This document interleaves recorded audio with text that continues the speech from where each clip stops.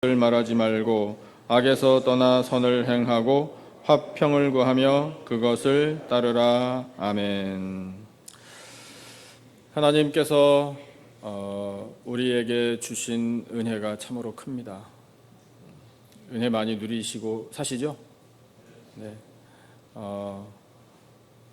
우리를 사랑하신 하나님 아버지의 사랑이 어떻게 나타나는지 말씀을 통해 우리는 분명하게 알 수 있습니다. 그래서 우리는 말씀을 알고 있는데 또 듣고 또 읽어보고 또 암송하고 또 새겨야 합니다. 어쩌면 여러분 오늘 본문을 딱 대하시면서 오늘 담임 목사님이 무슨 설교 하시겠구나 짐작되시는 분들도 계실지 모르겠어요. 계실 것 같아요. 근데 그 짐작이 맞아요. 성령께서 지혜를 주셔서 오늘 이와 같은 설교를 하시겠군, 그거 그대로 하게 될 거예요. 말씀의 은혜를 받으시기를 축복합니다. 하나님이 우리를 사랑하시는 이 사랑이 선포된 말씀을 다 알고 계시겠지만 또 암송하십시다. 요한복음 3장 16절 17절 또 여기냐고요? 또 이거예요.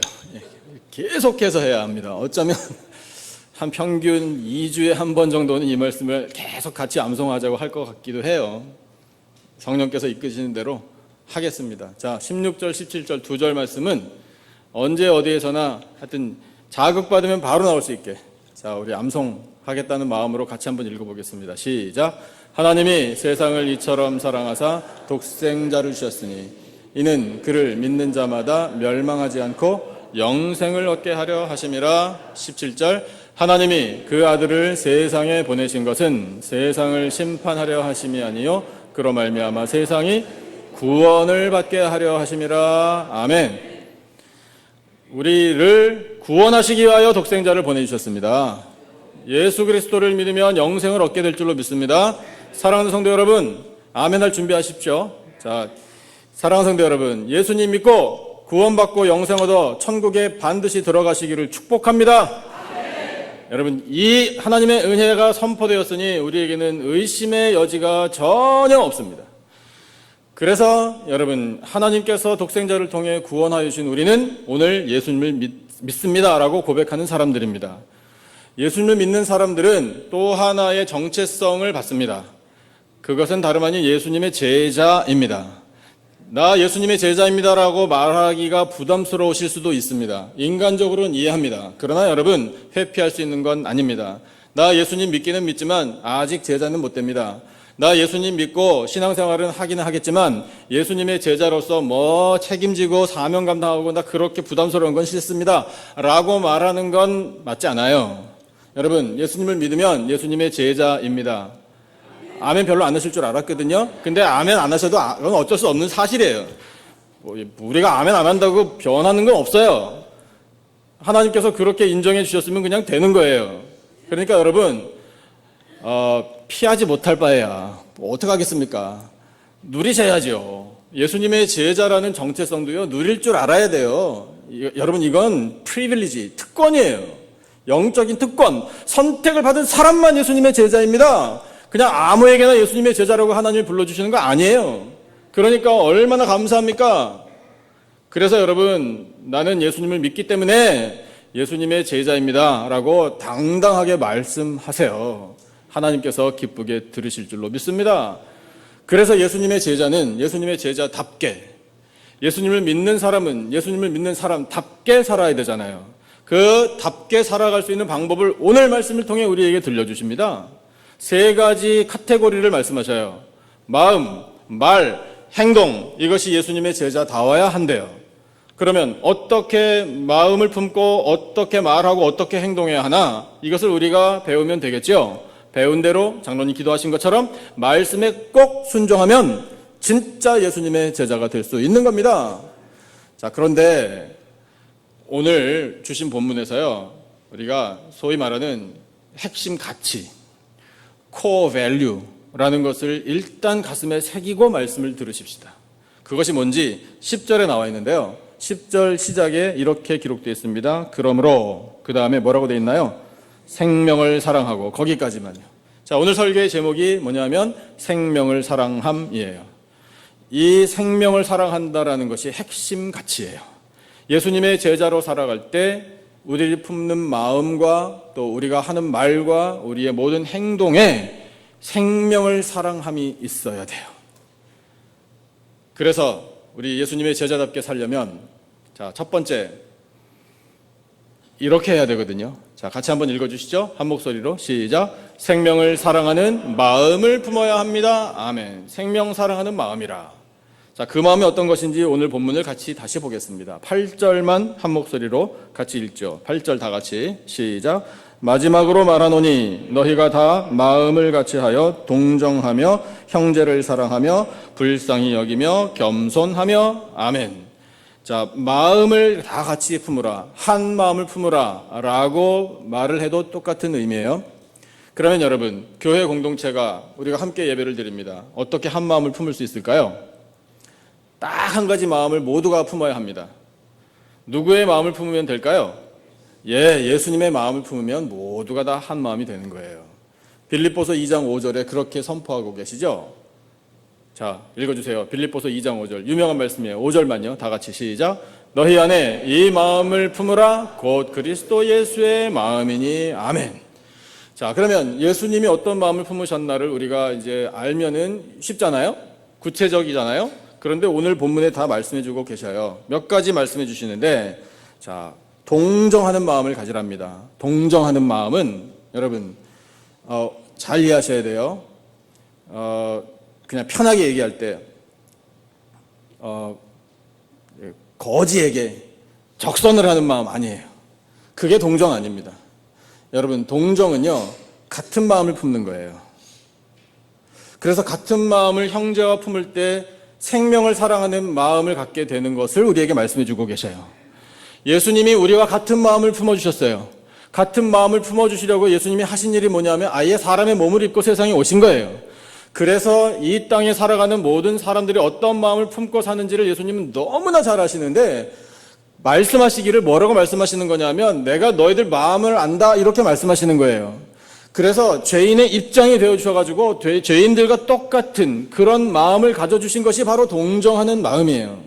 그러면 여러분, 우리가 예수님의 제자로 이제 형제와 이웃들에게 그런 마음을 품고 살아야 되는데 그러면 어떤 마음을 품어야 하는 것인가? 여러분, 옆에 계신 그 분이 어떤 어려움을 만났어요. 그런데 내가 그분이 경험했던 것을 경험했다고 칩시다. 그러면 어때요? 그분의 어려움을 이해할 수 있죠. 그러면 우리가 한마디 말을 하더라도 제가 당신의 아픔을 압니다. 그 느낌을 압니다. 왜냐하면 저도 겪었기 때문에. 마음을 같이 해주는 거예요. 기쁜 일을 만났어요. 그래서 신나요. 와, 정말 잘 됐습니다. 좋으시겠습니다. 저도 덩달아 기쁩니다. 왜냐하면 저도 그런 비슷한 경험이 있기 때문에. 이렇게 하면 벌써 공감이 되잖아요.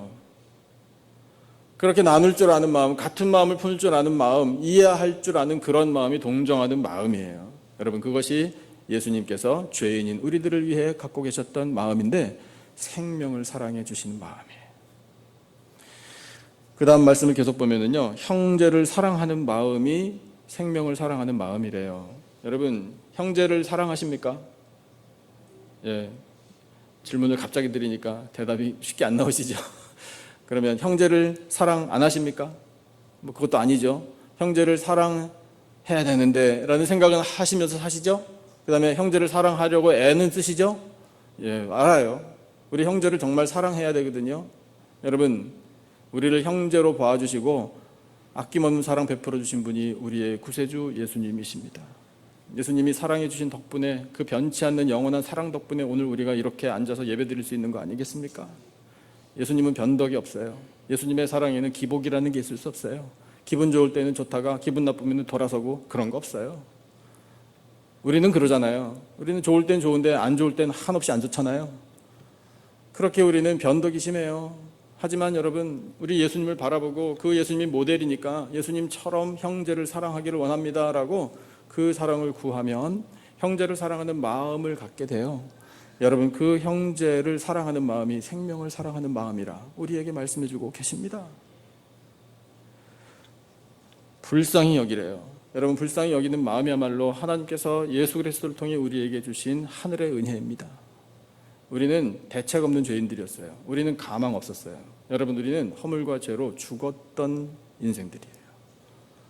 하지만 은혜로 우리를 다시 살려주셨어요. 우리를 불쌍히 여겨주신 덕분에, 그 긍휼의 마음으로 우리를 받아주신 덕분에 우리가 예수님 믿게 된 거 아니에요?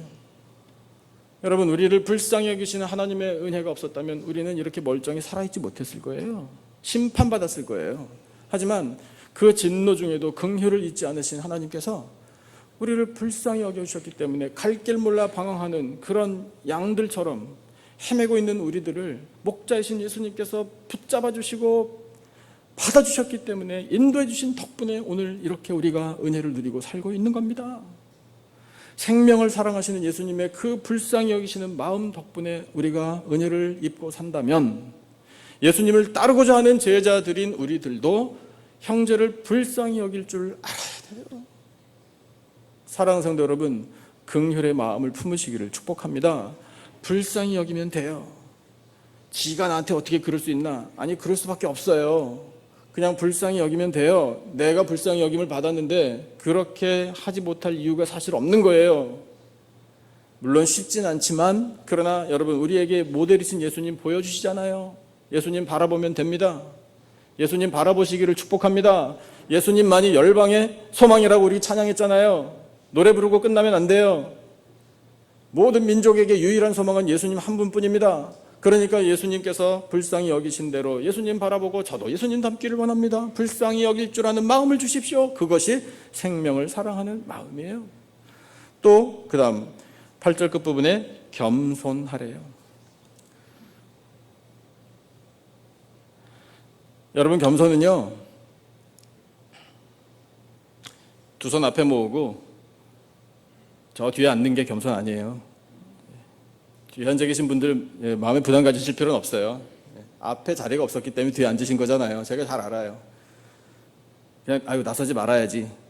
그게 겸손 아니에요, 여러분. 물론 겸손일 수 있죠. 나서지 않으니까. 그런데 여러분, 성경이 말하시는 겸손은 뭔지 잘 알고 계시겠지만 다시 알려드립니다. 자기를 부인하는 거예요. 내가 옳다고 하나님 앞에서 감히 나 자신을 세우지 않는 거예요. 자기의 무의미해요.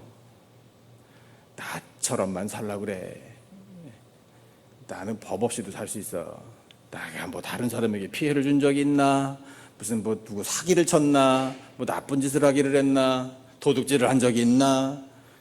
예, 맞아요. 여러분 훌륭하십니다. 근데 그게 교만이에요. 내가 누군데, 내가 했으니까. 여러분, 그거 다 버려야 돼요. 누가 하셨습니까? 말씀하시기 싫으셔요? 누가 하셨습니까? 하나님께서 하셨습니다. 가정이든 사업이든 직장이든 자녀들이든 무슨 뭐 내 학벌이든 뭐 지식이든 뭐 관계망이든 뭐든지 간에, 부동산이든 뭐든지 간에 여러분 다 하나님께서 하신 거예요. 나는 그냥 감춰줘야 돼요. 하나님을 인정하고 예수 그리스도를 높여드리는 게 진짜 겸손입니다. 그 똑같이 형제들에게 적용하라고요. 당신이 나보다 better than me, 나보다 훌륭하십니다. 저보다 더 많이 갖추셨습니다. 저보다 믿음도 좋으십니다. 저보다 인격도 많이 훌륭하십니다. 참 좋은 점이 많으십니다. 여러분, 그렇게 높여드리면 나는 한없이 낮아지나요? 비굴해지나요? 아니잖아요. 여러분, 겸손한 사람을 하나님께서 높여주신다고 약속하십니다. 겸손한 사람이야말로 진짜 존귀한 하나님의 백성이에요. 그런데 겸손의 모델도 예수님이셔요. 우리 빌립보서 2장 말씀 읽었잖아요. 예수님의 마음을 품으라. 그 다음 주신 말씀이 뭐예요? 겸손이잖아요. 원래 근본적으로는 하나님과 본체이신 능력의 주님이신 예수님이 사람의 몸을 입고 세상에 오셨다? 겸손 중에 겸손이에요. 자존심 상해도 그렇게 상하는 일은 없어요. 그런데 하셨어요. 그리고 죽기까지 복종하셨습니다. 겸손하니 죽기까지 복종하시는 거예요. 우리는 아니에요. 우리는 죽기까지 복종 못해요. 왜 죽어요? 적당히 하지. 살고 봐야죠. 이게 잘못 적용되는 거예요.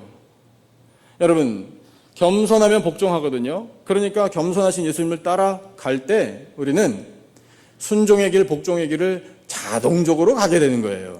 그러니까 예수님을 바라보고 예수님께서 겸손하셨다면 그것이야말로 생명을 사랑하셔서 많은 사람들을 구원하시려고 죽기까지 복종하신 마음이라면 우리도 그 마음을 품어서 끝까지 겸손해야 합니다. 그리고 끝까지 순종해야 돼요. 그러면 예수님의 진정한 제자가 되는 거예요. 사랑하는 성도 여러분, 예수님의 제자이십니까? 그렇다면 생명을 사랑하는 마음을, 예수님의 마음을 품으시기를 축복합니다. 두 번째, 우리가 예수님의 제자답게 살려면 이렇게 살아야 돼요. 말씀, 자, 스크린 보시고 같이 읽어주시죠. 시작. 생명을 사랑하는 말을 해야 합니다. 자, 주신 본문 9절 먼저 읽겠습니다. 9절 우리 다 같이 한 목소리로 받들어 읽겠습니다. 시작. 악을 악으로 욕을 욕으로 갚지 말고 도리어 복을 빌라. 이를 위하여 너희가 부르심을 받았으니 이는 복을 이어받게 하려 하심이라. 아멘. 어떤 사람이 나에 대해서 나쁜 말을 했어요. 나 비난하는 말을 했어요. 근데 직접 안 하고요. 이렇게 딴 사람에게 통해가지고 제3자를 통해서 그 이야기를 듣게 됐어요. 기분 어때요? 되게 안 좋죠. 그죠? 그래서 따지고 싶잖아요. 아니, 불만 있으면 직접 얘기하지. 왜 딴 사람 통해서 듣게?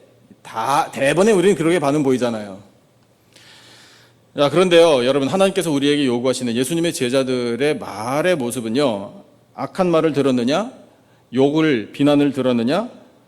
그대로 갚아주라? 하나님, 말씀.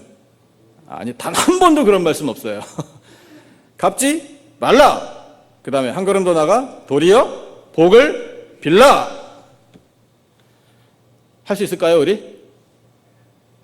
난 마음이 그렇게 넓지 못한데. 그래도 요것만은 짚고 넘어가야 되겠는데, 이것이 우리의 마음이에요. 그냥 넘어가면 다음에 또 그럴 거니까, 요번에 버릇을 단단히 들여놔야지. 그거 우리 보통 그렇게 살아요. 근데 여러분, 하나님의 방식은 그거 아닙니다. 우리에게 이렇게 질문하시는 것과 같아요. 억울하냐? 속상하냐? 스트레스 충만하냐? 마음에 상처를 입었느냐? 자존심 상하느냐? 갚지 말라. 도리어 복을 빌라.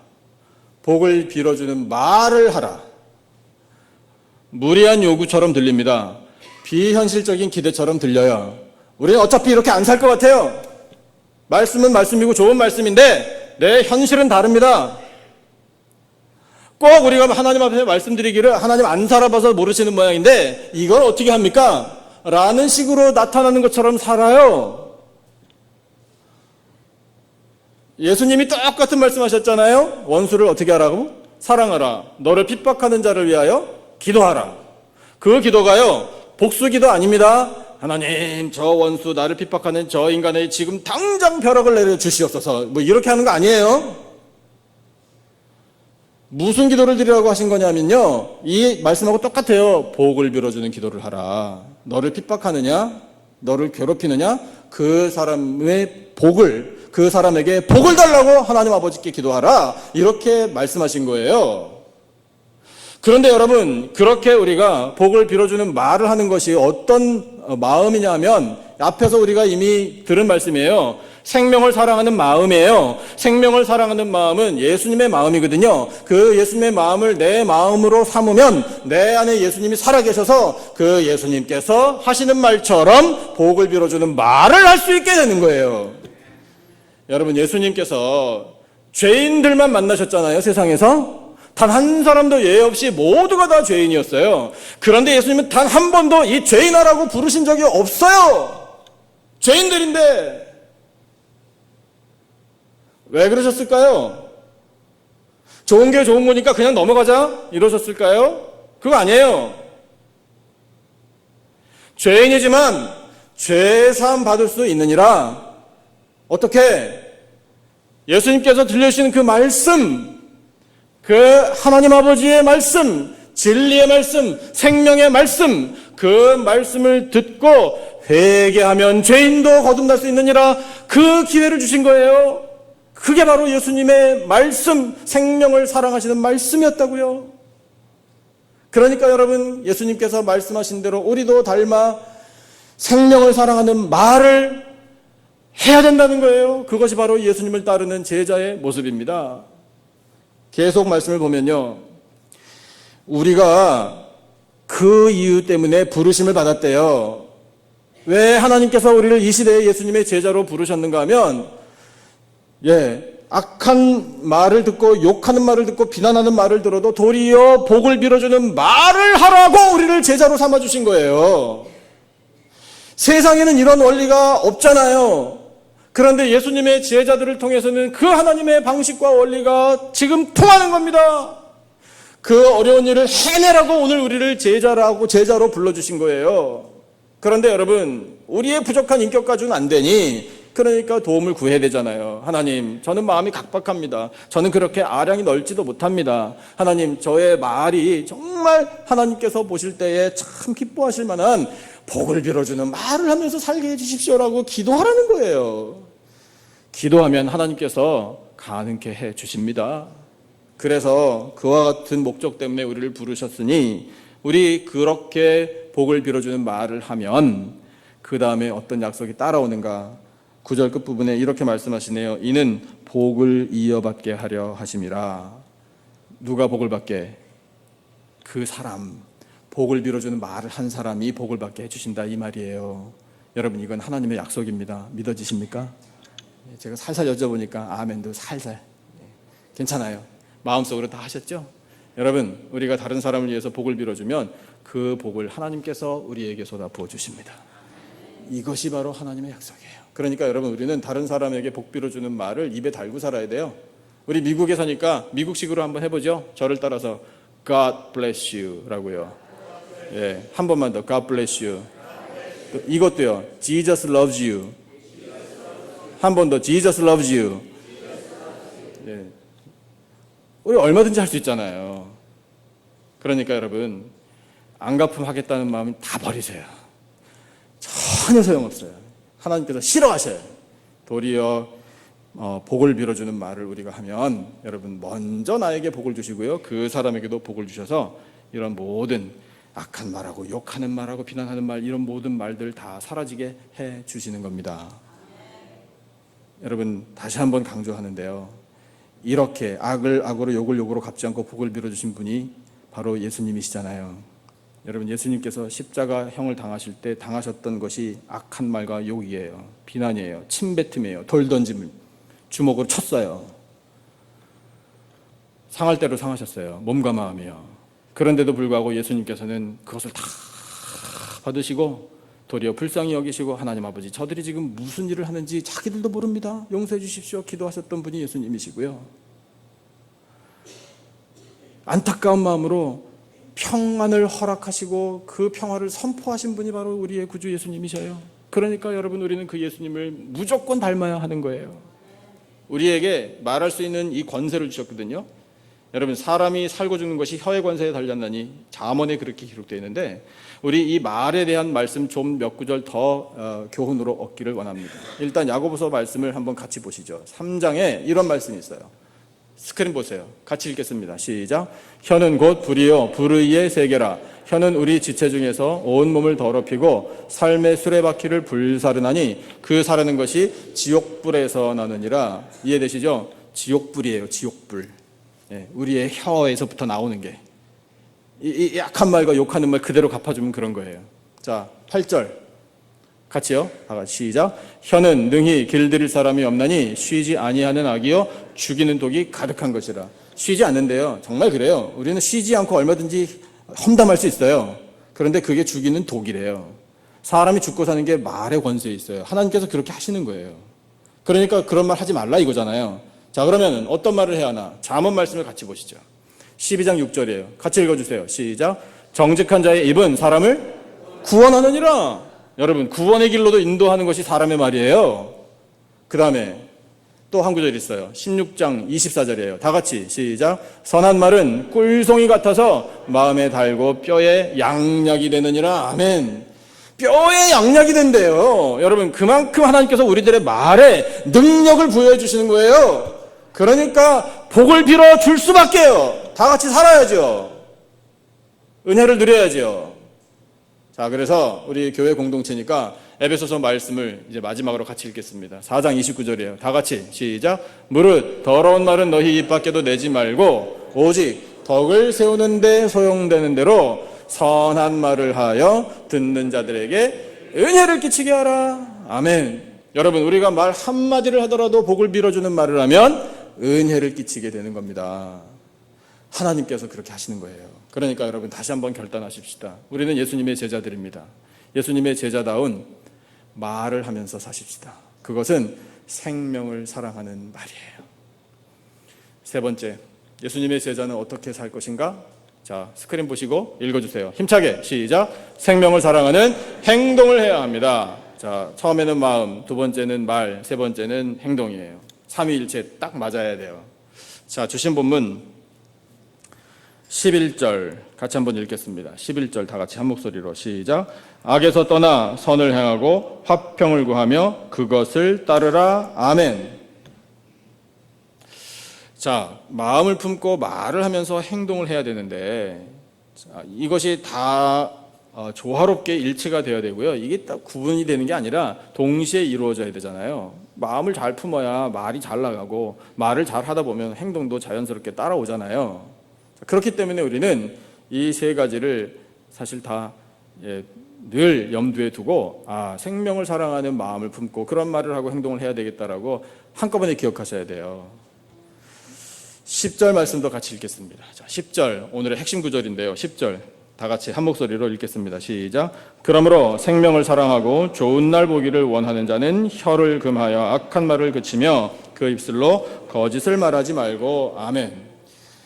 역시 모델은 예수님이셔서 예수님께서 말하시고 행동하신 것을 통하여 우리가 생명을 살아가는 행동을 어떻게 할 것인가를 배울 수 있어요. 예수님을 만난 사람들이 예수님께서 생명을 사랑하시는 그런 말씀을 들려주신 덕분에, 예수님께서 생명을 사랑하시는 행동을 해주신 덕분에 생명의 은혜를 누렸어요. 삶이 변화됐어요. 우리 몇 사람만 생각해 보면 좋겠는데요. 누가복음 19장에 보면 삭개오라는 사람이 나와요. 당시에 CPA예요. 그런데 CPA 중에 치프예요. 리더, 세리장. 못됐어요. 매국노예요. 동족의 피를 빨아먹는 흡혈귀예요. 그러니까 사람들이 세리가 지나가면 정말 불쾌한 거예요. 근데 돈이 많아요. 그러니까 거들먹거려요. 그러니까 더 꼴 보기 싫어요. 그 민족 공동체의 암적인 존재들이 세리였어요. 그러니까 그들의 심정이 어땠을지 우리 알 수 있어요. 친구 없어요. 상대해 준 사람 없어요. 자기들 이름 불러주는 사람 없어요. 세리들끼리나 하면 모를까. 그 사람에게 하나님께서 예수님이 지나가신다라는 소문 듣게 하셨고 궁금한 마음을 갖게 하셨어요. 그랬는데 그 삭개오가 예수님을 먼저 찾아와서 만난 게 아니라 예수님께서 삭개오를 찾아오셨어요. 그래서 삭개오의 이름을 불러주셨어요. 여러분, 그때 다 끝난 거예요. 얘기는요. 내 이름을 불러주셨어. 아무도 안 부르는 내 이름. 다 혐오스러워 하는 나. 여러분, 그것이 큰 메시지예요. 더구나 삭개오 집에 가시겠다라고 말씀하셨잖아요. 신방 가신 거예요. 신방 가셔가지고 함께 시간을 보내주셔요. 그 삭개오라는 생명을 사랑하시는 예수님께서 하신 일이에요. 그 예수님의 말씀과 행동. 그러니까 사람이 변화되잖아요. 삭개오가 이전에 재물만을 하나님처럼 의지하고 살았던 그 모든 삶을 청산하고 이제는 하나님 보실 때에 정직한 삶을 살겠습니다. 결단하잖아요. 그때에 예수님께서 선포하신 이 구원의 선포가 얼마나 또 감사합니까? 오늘 구원이 이 집에 임했다. 이 사람도 아브라함의 자손이라. 여러분, 그 예수님의 생명을 사랑하시는 말씀과 생명을 사랑하시는 그 움직임, 그 행동을 보세요. 그냥 좋은 날이 아니에요. 생애 최고로 좋은 날을 삭개오는 맞이한 거예요. 예수님을 만나면 그렇게 되는 겁니다. 요한복음 4장에 수가성 사마리아 여인이 나와요. 이방인 여인이에요. 멸시 천대받아요. 사람 취급 못 받는다고요. 그 여인도 예수님께서 찾아가 주신 거예요. 만나서 대화를 하셨습니다. 대화하는 중에 여인이 깨달았어요. 그리고 결단했어요. 이전에 정말 능력도 별로 없는 남자들을 의지해서 어찌어찌 살아보겠다라고 생각했던 이 모든 과거를 청산해버렸어요. 그게 어떻게 가능한가요? 예수님께서 생명을 사랑하시는 말씀을 들려주시고 그와 같은 행동을 보여주신 덕분이에요. 그러니까 그 여인은 당장에 결단하고 물동이 버려두고 동네로 달려가 와서 보라! 내가 메시아를 만났다고 외칠 수 있었잖아요. 여러분, 좋은 날 그 정도가 아니잖아요. 그 여인에게도 그날 예수님을 만나는 생애 최고의 날이 된 겁니다. 예수님을 만나 예수님께서 들려주시는 생명을 사랑하시는 말씀 듣고 예수님이 생명을 사랑하시는 행동을 하시는 그 은혜를 받으니 생애 최고의 날을 경험하는 것이 바로 우리 모든 하나님의 백성들이 누리는 은혜예요. 그렇게 예수님께서 생명을 사랑하시는 행동을 하신 것처럼 우리도 악을 떠나는 행동, 선을 행하는 행동, 화평을 구하는 행동을 할 때에 생명을 사랑하는 행동들이 되는 겁니다. 그러면 여러분 여기서 우리 11절에서 우리 한 가지만 좀 구체적으로 생각해 보죠. 화평을 구하는 행동. 이거를 한번 집중적으로 생각해 보겠습니다. 사랑하는 성도 여러분, 혹시 불편한 관계가 없으시기를 바랍니다. 모든 불화는 예수 그리스도의 이름으로 떠나갈지어다. 불화가 그런데 왜 생기나요? 여러분, 왜 인간관계에 불편함이 있을까요?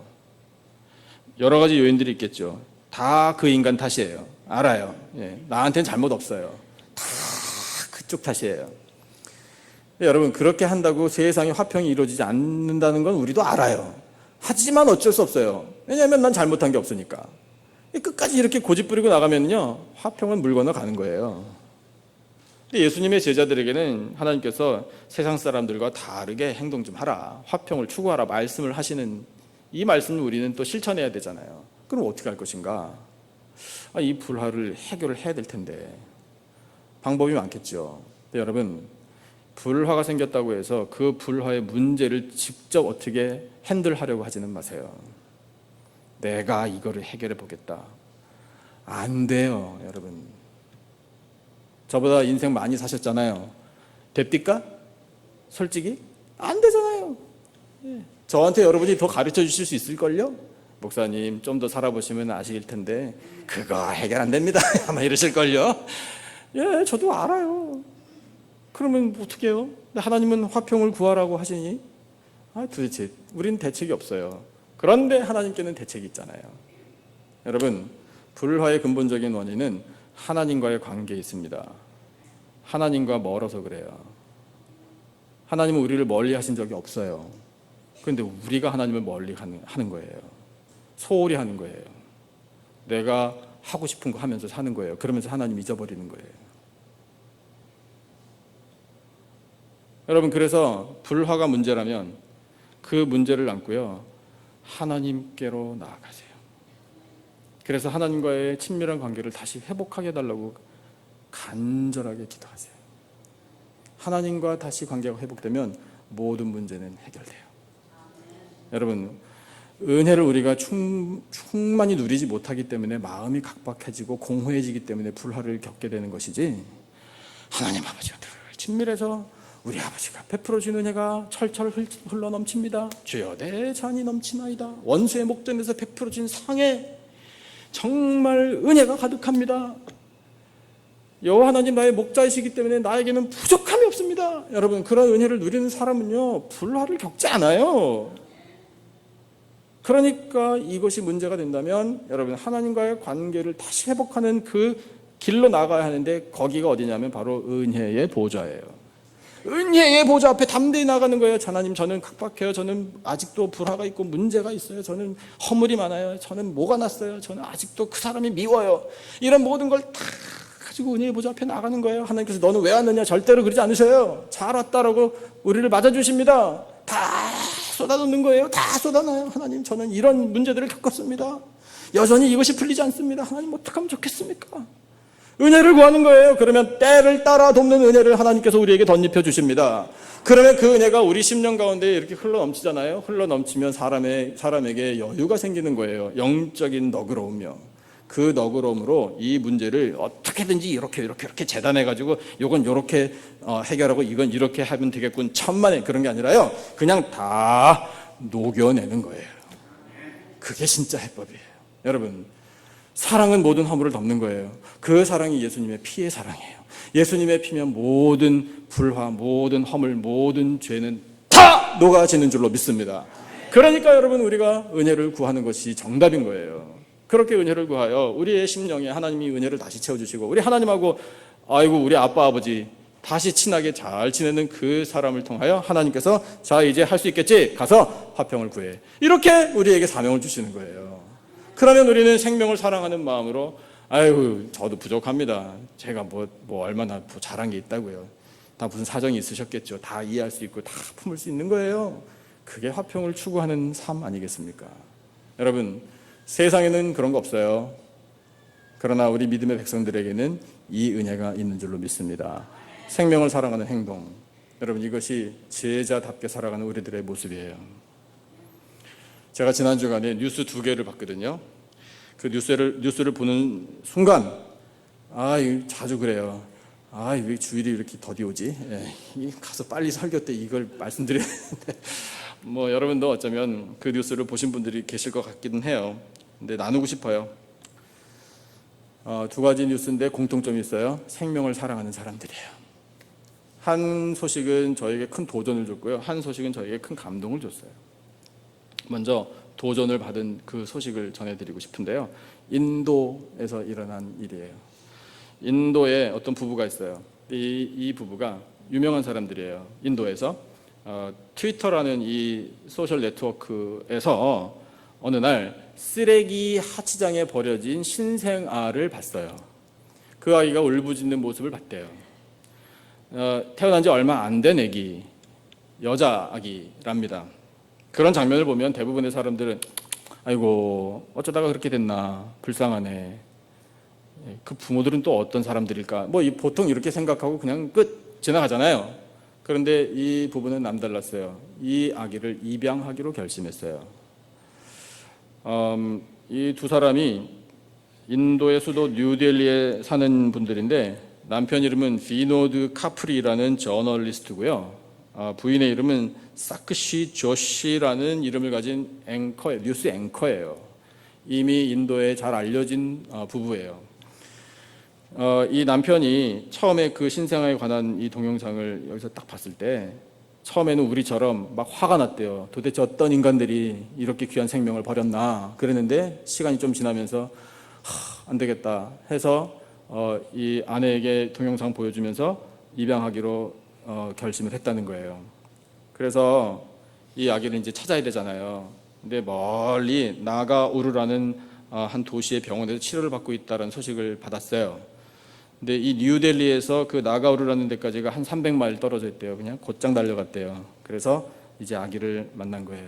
아기가 처음에는 건강이 아주 안 좋았지만 그래도 병원에서 치료를 받고 있는 중이었고, 이 양쪽에 얼굴이 조금 나온 이 양반들이 그 부부예요.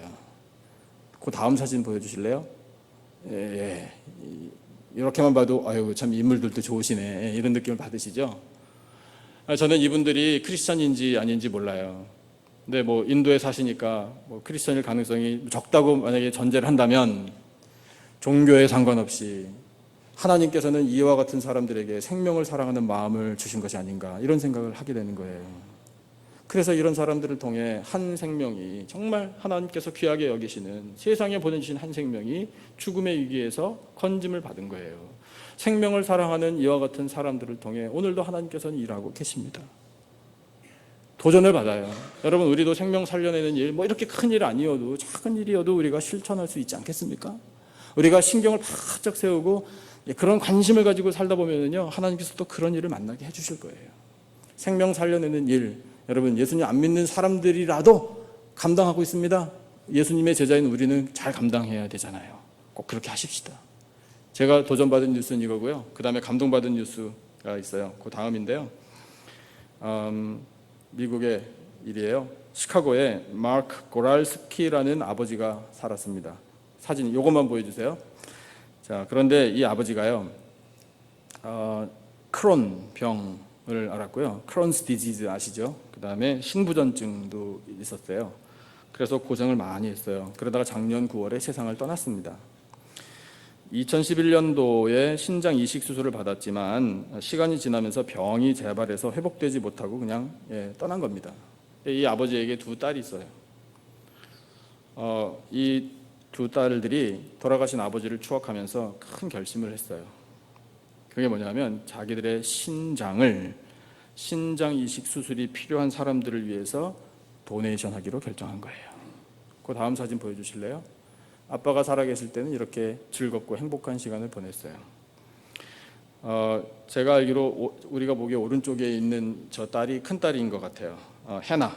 그 다음에 왼쪽이 동생 베산인데 큰 딸이 먼저 결심을 했어요. 신장을 신장이 필요한 사람을 위하여 기증하겠다. 근데 언니가 하는 걸 보고 동생도 따라한 거예요. 그래서 이 자매가 시카고의 큰 병원에 장기 이 신장 기증 수술을 신청했고요. 금년 3월에 수술을 받았어요. 그 다음 사진 보여주실래요? 병원에 들어간 거예요. 자매가 이렇게 말했어요. 아빠는 살아계실 때 늘 다른 사람에게 무언가를 주셨고 항상 이웃을 도와주는 삶을 사셨습니다. 우리는 돌아가신 아빠를 존경하는 방법이 무엇인지 생각했습니다.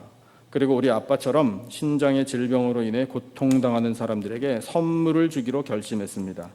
아빠가 지금 살아계시다면 아마 똑같은 일을 하셨을 겁니다. 우리는 매일 밤 우리의 신장을 받을 사람들, 누군지 모르지만 그분들을 생각하며 기도하고 있습니다. 하늘에서 우리를 보시는 아빠는 우리를 자랑스러워 하실 겁니다. 이렇게 이야기를 했어요. 그 다음 사진 보여주세요. 이 자매예요. 그 다음 사진, 이 감동이에요. 이 젊은 이 따님들이 저렇게 흉한 수술자국 배에 탁 안고 산다는 게, 더구나 이렇게 공개적으로 보여준다는 게 얼마나 어려운 일이겠습니까? 그래서 감동을 받아요. 사진 안 보여주셔도 돼요.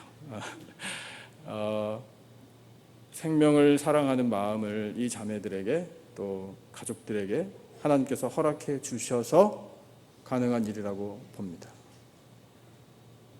누군지 모르지만 알지 못하는 사람을 위해서도 내 멀쩡한 이 몸의 희생을 통해 장기를 나눠주고 또 한 생명을 살려낼 수 있다. 그래서 그것을 실천으로 옮긴다. 생명을 사랑하는 행동. 하나님께서 기대하시는 일이잖아요.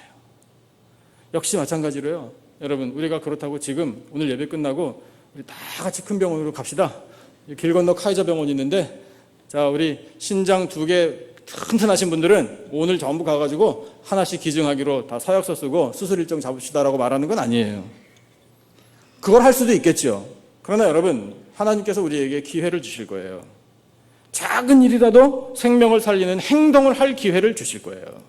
그 작은 생명을 바라보며 생명을 사랑하는 마음을 예수님의 마음으로 품고 그런 말도 하고 그런 행동을 하나하나 해 나가기를 하나님께서는 우리에게 기대하시는 겁니다. 그러면 여러분, 이 세상 여전히 소망이 있어요. 아무리 혼탁하고요, 영적으로 타락했어도요, 아무리 죄가 득세해도요, 여러분, 그런 예수님의 제자들을 통해 세상은 하나님의 뜻대로 변화될 수 있습니다.